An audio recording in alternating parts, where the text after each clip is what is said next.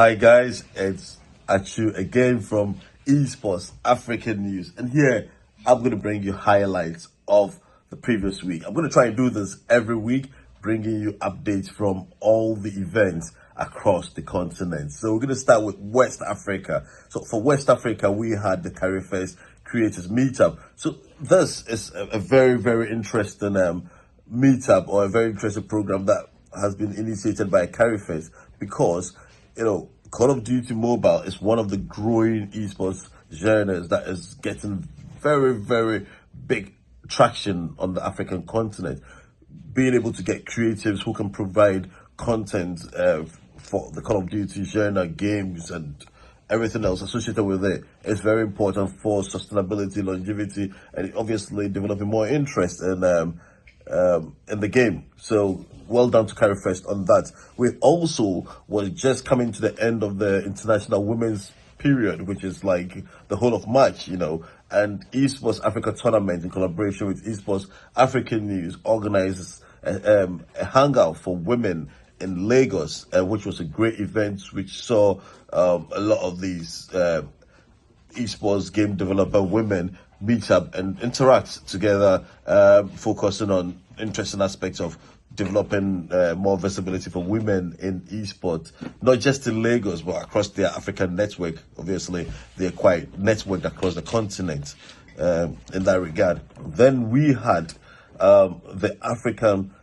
West African Game of the Week. So the West African Game of the Week, we are going to let you select that, but we had our eyes on the Kasala game. So that is what we've selected as the game of the week. So for East Africa, we had the eLigue 1 tour happening in Kenya. So this eLigue 1 tour essentially is eLigue 1 in France, which has created this African tour where they get selected countries to participate in a selected tournament, essentially, and it's a way of connecting diaspora Africans, or Africans on the continent as well, with diaspora Africans. So eLigue 1 tour finals, qualifiers and finals happened in Kenya, and Esports Africa News Kev was on the ground to cover that event. We also had the E-Fest in Senegal, where we saw a lot of activity in Senegal regarding various tournaments and engagement on esports and game development in Senegal. For Northern Africa, we had the Ibotola in Morocco. That particular tournament is one of the biggest. I think it's actually the most prominent esports league on the continent. I mean, the Ibotola actually connects not just Moroccans, but other African esports athletes from various countries. And this particular tournament is one that is being supported by the government of Morocco. So obviously it is a big tournament, and it's making waves on the continent. Look out for this Ibotola tournament.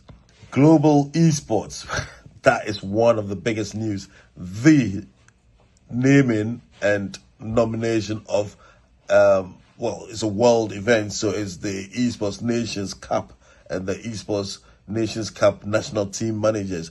So Africa had big wins in this one, because we had loads of African countries being nominated as part of the Esports Nations Cup. And trust me, Esports Africa News is going to be on the ground to provide you all the updates as and when this happens.